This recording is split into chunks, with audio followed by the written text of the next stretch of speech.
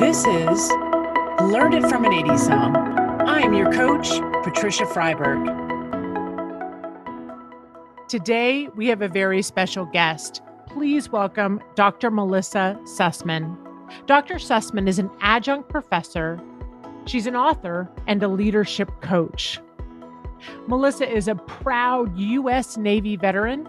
She has 2 adult children and 4 grandchildren.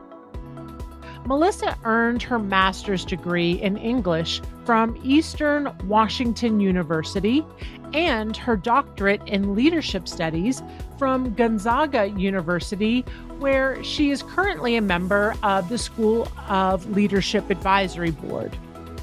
Today, you will find Melissa running her own business, In Source Coaching, where she's an executive and personal coach specializing in guiding clients through life transitions. In addition, she teaches online with Gonzaga University in the School of Leadership. Welcome, Melissa. It is so great to have you here with us today. Thank you for being here on the show. Thank you for having me.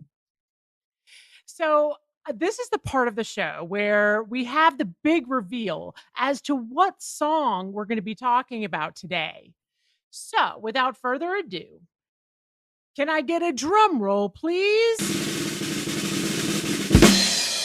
Melissa, what song best resonates with the story you're going to tell us today? That would be St. Elmo's Fire.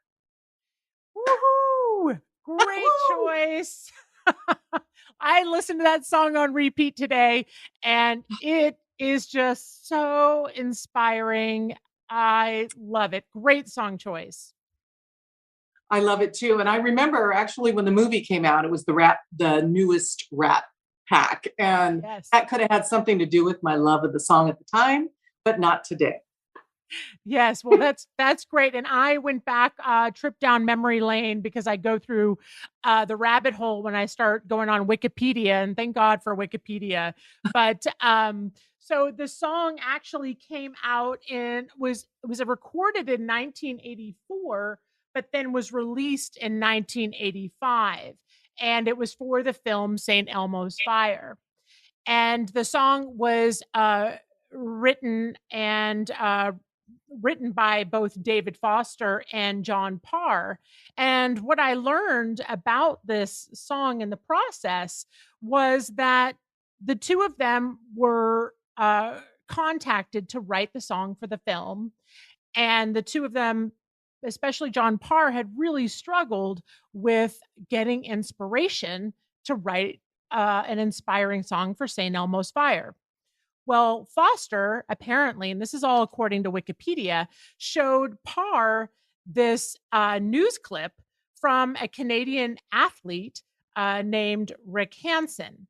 And so apparently Rick Hansen went around the world in a wheelchair, wheeling himself around to raise awareness for spinal cord injuries.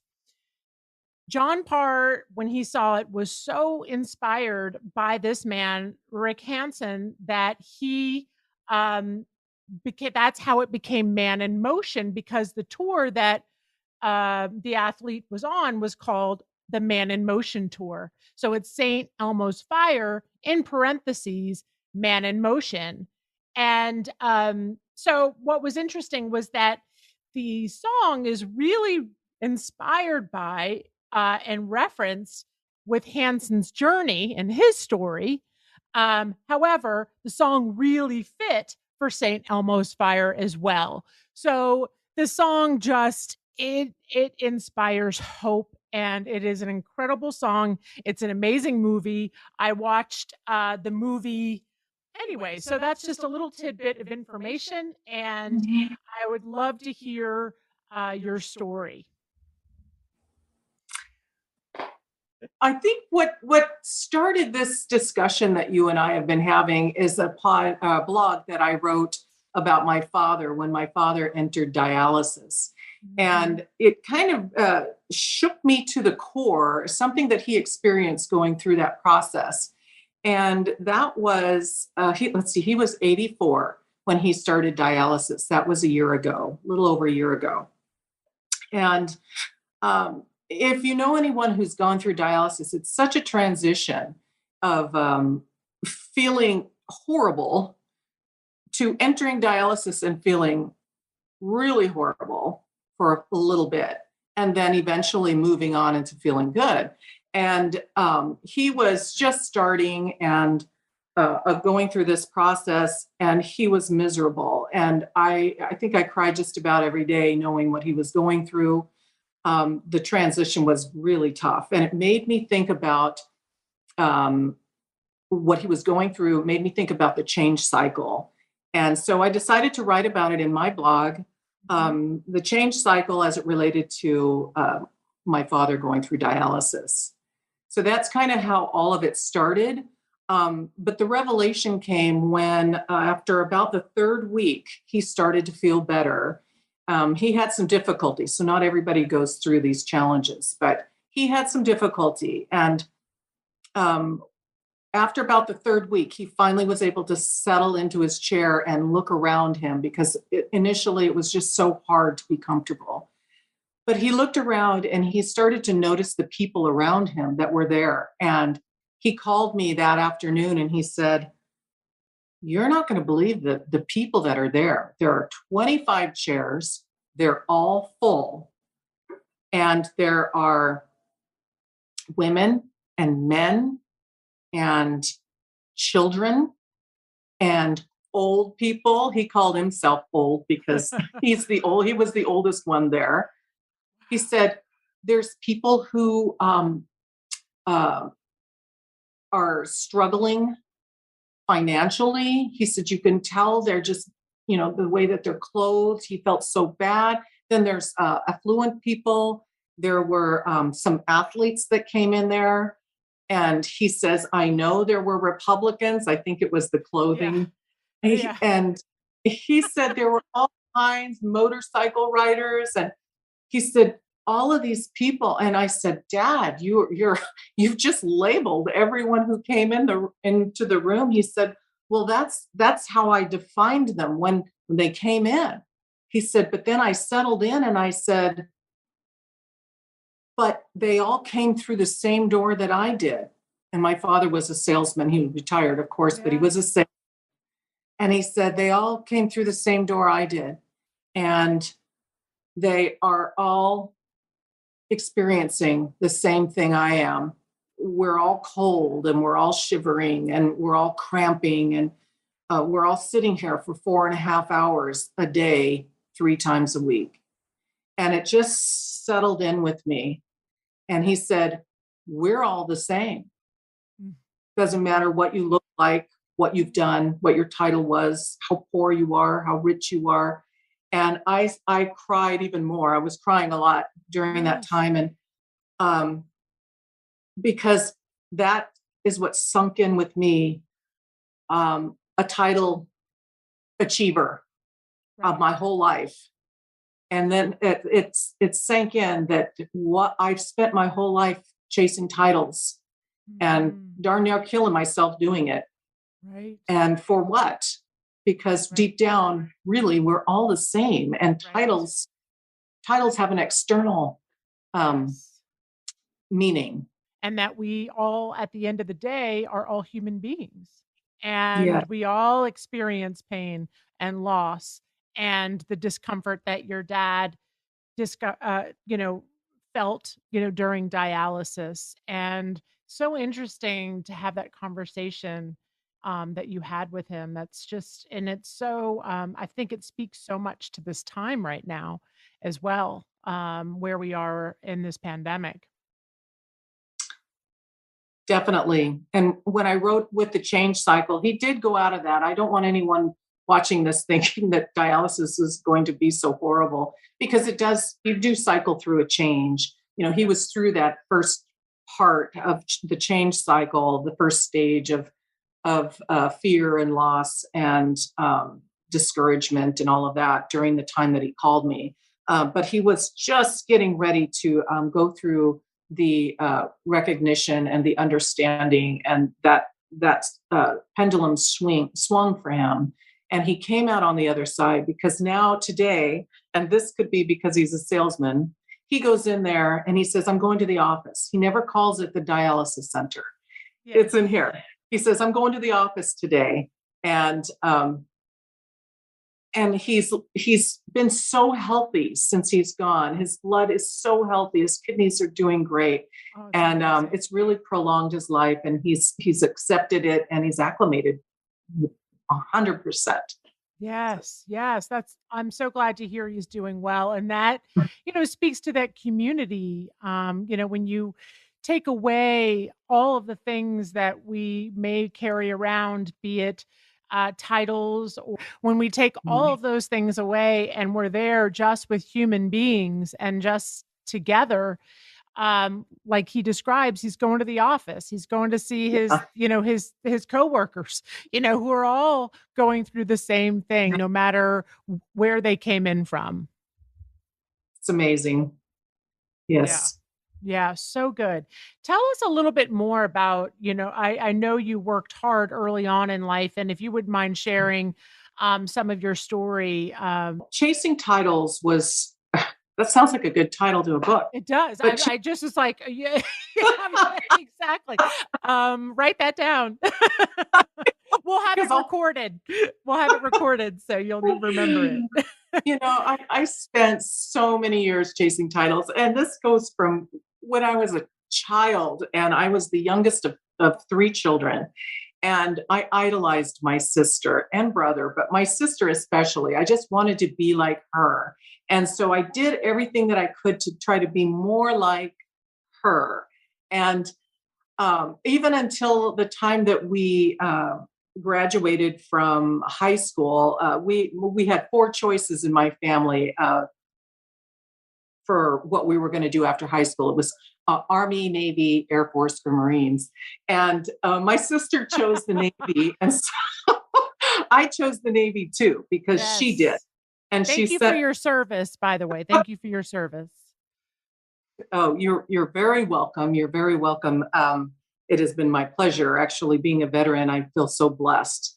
But I did everything that she wanted to do. And then by the time I was out there in the real world on my own, I began to realize that I just didn't really have an identity for my own, and one that I could call myself, because I've been chasing somebody else's identity for so long. And that went for years. It went on into when I was married, she got married, so I got married, and for the wrong reason. And it didn't turn out very well at all. And so I left my husband at the time, and I raised my two children. So for the next 11 years, I was a single mom. And initially, while I was trying to transition, I had to go on welfare to get me started. And while I was going to college, I was trying to work and be a single mom and trying to live. All this time, instead of positive labels or titles, I heard from others, some family members, some people I didn't even know, the negative titles that come along with trying to transition and get on your feet. The single mom, what does that look like?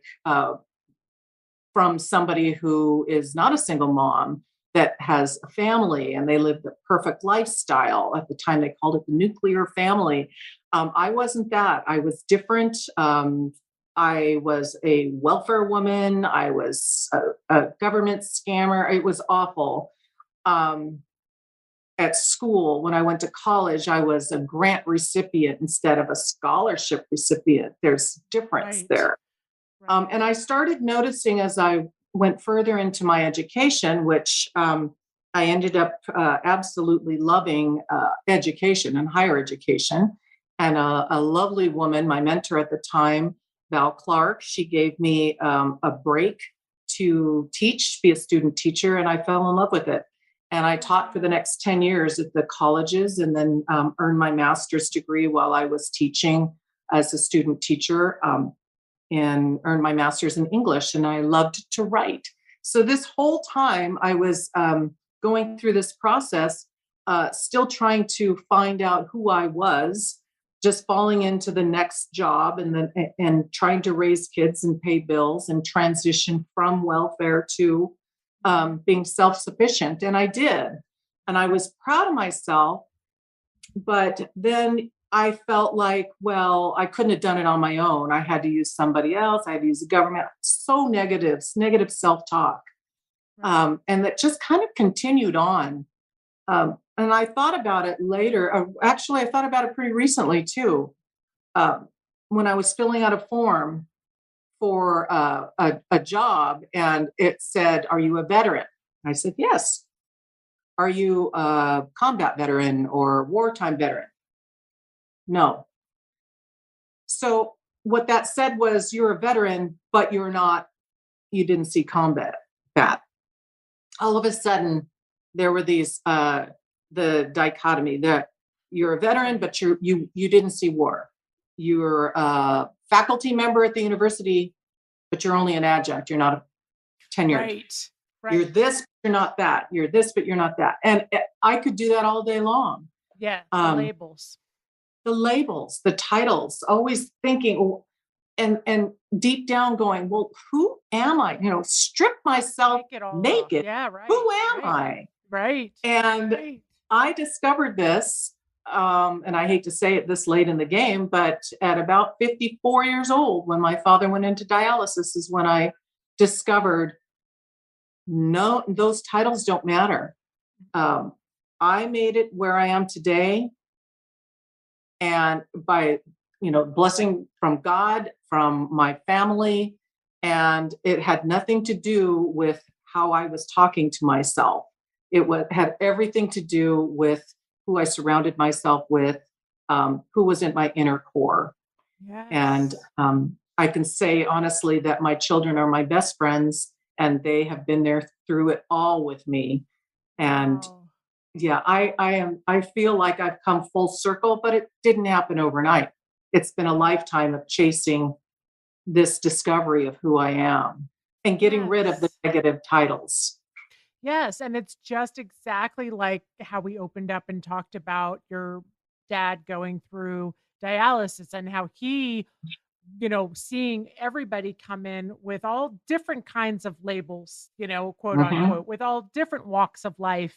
And yet there they are, all human beings, together getting dialysis and experiencing the same human thing, at the same time and having, similar reactions. And then in the end, he ended up with this community of people, just humans being together. And that level of, I think it's so funny. I'm just so love this subject and that we're talking about here and so inspired by it. I'm thinking about vulnerability. And, in the moment of dialysis, there's a vulnerability that's there for everyone. And I feel like that helps take off any type of, air or any type of, you get more connected because you're more vulnerable. Yes. Yes, absolutely. You're dependent on someone else's expertise. And that is something that we need to be vulnerable in order to accept help from others. And I wouldn't be here where I am today if I hadn't have accepted help from maybe someone in a financial aid office or someone in the social worker office who helped me find a path, or my mentor that I mentioned who said, "Hey, why don't you stand up in front of the class today?" You completely being vulnerable and saying, "Okay, I'll do this. I'm not a pro at it, but I'm going to step my feet in and see if I can do it." And you just do it. And you're trying to overcome. But being vulnerable shows that other person out there that, hey, it's okay. It's okay to be vulnerable. Yeah. Yes. Absolutely. And I have students from all over the world. And some are in there who are undergrads, who are seniors, who are just testing the waters to see if they want to be in graduate school. Others have not been in school for 30 years. And again, we have youngsters, we have older people, and they're all in there talking about their life experience as it relates to leadership. And vulnerability comes into play a lot.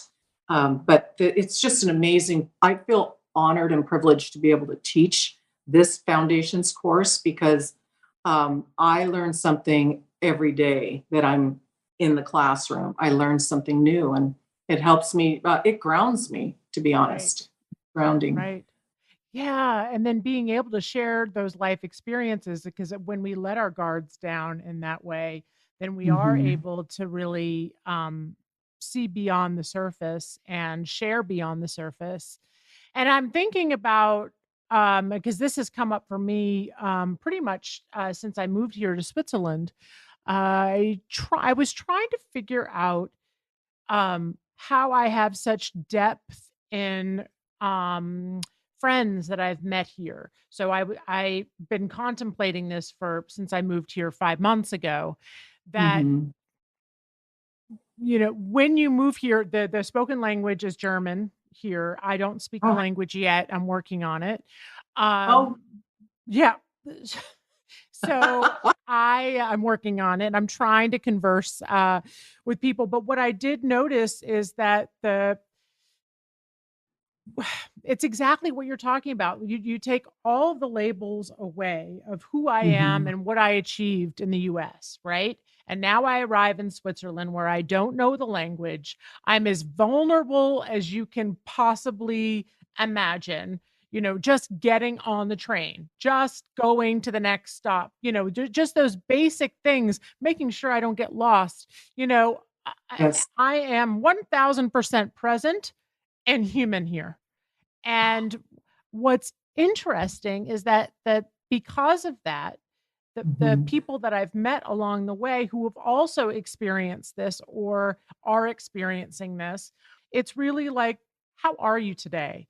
We talk about like with our finger on the pulse of how we're doing. We're in a Hmm. pandemic. We're Right. in a foreign country with a different mother tongue than mine, and so it's as vulnerable as you can possibly get, and Yes. it's right to what you're talking about today, Melissa, which is allowing myself to let go of my own titles. Do you know what I'm saying? Because I'm Yes. like, well, do you know what I did in the US? Do you know what all the things I accomplished? And you have that little voice in your head that's just like, Yes. you know, I travel the world. I know this. I've traveled or I've learned another language. I know how to do this. But it none of that matters because you're like you said, you're being present. And that's what matters. And that's what people will remember, how present you are. yeah, They're not going to remember those things yeah, that you said or did, or they're going to yes. remember that you're right there with them in whatever they're experiencing at the same time. Yeah. Such a fascinating conversation. Now, honestly, I could talk to you all day about this. But we should move into St. Elmo's Fire and how your story resonates with the song. Well, he sings that he's a man in motion, and I believe that that has been me my whole life. Been a man in motion, constantly changing and moving and adapting and trying to fit in. Again, this starts way back when I was a child. I went to 9 different schools growing up. We moved all over. My father was a salesman. We moved. We moved. I was constantly changing my identity or trying to fit into different places. Again, adding to that loss of like, who am I really? Because I've adapted everywhere I go. Mhm. But always having that constant unit of my family was great. So just being that man in motion, and that's was me going into the Navy and then going to college and all of those things of becoming a mom, single mom, and constantly moving, moving, moving, and changing jobs and doing something different and trying something new. So that's how the song really kind of stuck out to me. Mhm. But at the very end, or actually in the middle, it says, in some way you're a lot like me. You're just a prisoner and you're trying to break free. That Ah. is that resonated with me because we are kind of our worst enemies sometimes. Yes. Yeah. Yes, and breaking free of what you think you should be, or Hmm. the labels that we feel define us. And Yes. yeah. Yeah, so fascinating. So fascinating. Now, this is the part of the show where we go into strengths, and identifying strengths. Uh huh. And then we use the VIA Strengths Assessment, which was created by Peterson and Seligman and is rooted in positive psychology. Yeah. We have 24 strengths that are 24 character strengths that are us to our core. And we have some that we use more often, and that are more prevalent than others. So when you take the VIA Hmm. Strengths Assessment, audience, when you take this, you will get your 24 strengths ranked in order, and you'll see your top strengths. So, and those are usually the strengths that are most prevalent with you, who you are to your core, but then also, ones that you may lean into a little bit more than others. And so, my question is, to you, Melissa, what are your top five strengths? And I've got them here if you need them too. My top five strengths, I'm really proud of these because I don't believe this would have been the case maybe even 5 or 6 years ago. But kindness is number one. And that just, I'm grateful that that came out. Number two was humility. And three is appreciation of beauty and excellence. Mhm. Um, Honesty. And the last one, number five, was love. Love, yes, and then you had gratitude coming right and underneath that one, which Yes. is such an amazing, you have such a beautiful, and you've got forgiveness. I was looking at your strengths and I was like, "Wow, you've got a beautiful package of strengths." And anyway, so with kindness, that is really about generosity, um, nurturance, care, compassion, altruism, and niceness. What's cool about kindness is it really helps buffer against stress and trauma. Mhm. So, by practicing kindness, if you're stressed out, it really does help buffer those the negative feelings of stress. So, kindness is a wonderful strength to have. It also, what I love about kindness, it's kindness toward oneself. So, if you look at kindness toward oneself, can have numerous benefits, including optimism, Mhm. social connectedness, goal mastery, less anxiety, self criticism, and less perfectionism. So, this is all coming from Dr. Nemec's book, Via Strengths Interventions. And it's really fascinating the research that has been done on this and how wonderful kindness is, and especially to have yours number one. Next one was humility, and that's modesty. That one, actually, this one hasn't come up. I've 52 episodes. This is our 52nd, and humility isn't one that's comes up very often. And true enough, when I looked at the research, it's one that is not as common. And humility is it really helps strengthen social bonds. So humility is someone who's modest, who's really looking out, um, cares for other people and has a very accurate self assessment as well. Mhm. Appreciation of beauty and excellence. That's such a great strength. It's being true for that one. It's about recognizing the beauty in others. That in that strength is also altruism. You're going to find that recognizing beauty in Mm. other people, recognizing also how much work people put into things. Then we have honesty, which is being true to yourself and authentic to others. Allows for very also accurate self assessment. And then finally, you're in your top five is love, facilitates empathy, tolerance, and forgiveness in relationships, Mhm. which That's amazing strength to have as well. Um, so what a beautiful package. How do you think you've leaned into those when, throughout your life, and then also how you currently, exercise them today? I think some of those strengths come from watching and being raised by very loving by very loving parents and kind parents and generous parents.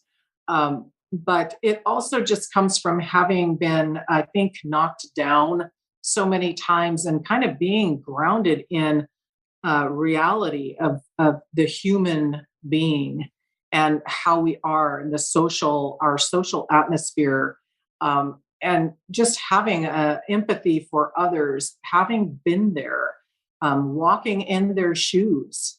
And I think a lot of that has helped me, having that upbringing of kindness and love, um, and appreciation for beauty that I did when I was being raised really helped me to get through those tough times, because I never thought that somebody else um, was greater than another. That's how I felt of others. It's not always how I felt about myself. And that's why I was constantly chasing, because there was a part of me that didn't feel like I was good enough, even when we were all down at the office trying to qualify for aid. I always felt like I didn't deserve to be there. That wasn't that those people needed it more than I. I never felt like I was in. Yep. I was there. So I think when the reality of having gone through all of that really did bring out the humility. It gave me empathy and um, recognizing that loving other people for no matter who they are or what their experiences are, we're really all walking through that same door, and Yes. we're all the same, and we're all the same. Yeah. Yes. Yeah, Yes. Yes. Just like all of people yeah, walking in for dialysis, like you had mentioned, yes. earlier. Given all of your experience and all of your titles, um, um, what action item or homework would you give our audience? It's something that I had students practice a long time ago when I used to teach in the classroom. And that was to kind of sit down and write on one column, make a column and write down all your labels. What are your titles? I'm a sister, I'm a mother, I'm a teacher, I'm a pastor, I'm a whatever you are. Um, Write all of those things down over on one side. And then on the other side, what are the behaviors that define being a mother? What are the behaviors? What are the and that in that exercise, when you're finding the behaviors, then you're able to write a paragraph about who you are, not what you are, to kind of Ah, separate out the what from the who. And in that paragraph, you're able to really design a person who comes out of the behaviors that come out of those titles, and strip yes. the titles away. So I would encourage people to make the column and to write down all of the titles that you've given yourself and all the behaviors that on the other side that define those, and then just write about who you are from those behaviors, because that's Love where you're it. going to find out who you are. Love that. That is such a brilliant, brilliant exercise. We have our marching orders from Melissa, and we will do that, and then let us know how it goes. Send us a message, and let us know what your experience is like. So this is the part of the show where we get to talk about 80s trends. But before we do that, I want our audience to be able to get a hold of you. What is your title on LinkedIn? On LinkedIn, it's Melissa Sussman, but in parentheses is Loudon. That's my former last name. and it's Lowdon. And that is where most of my that's where most of my publications can be found under Melissa Loudon, including my dissertation, which I was extremely proud of. But so if you wanted to take a look at that dissertation, it's about the future of Jesuit higher education. I'm a firm believer in Jesuit education, and it really does kind of fit with all of my strengths. Actually, I might just write a little blog about that here pretty soon. I was in the Jesuit Volunteer Corps. Did I tell you? Did you know that? No. And I went to a Jesuit college called Spring Hill College. Yes. Oh my goodness. Yeah. Well, so. I can relate to your educational background for sure. Yes.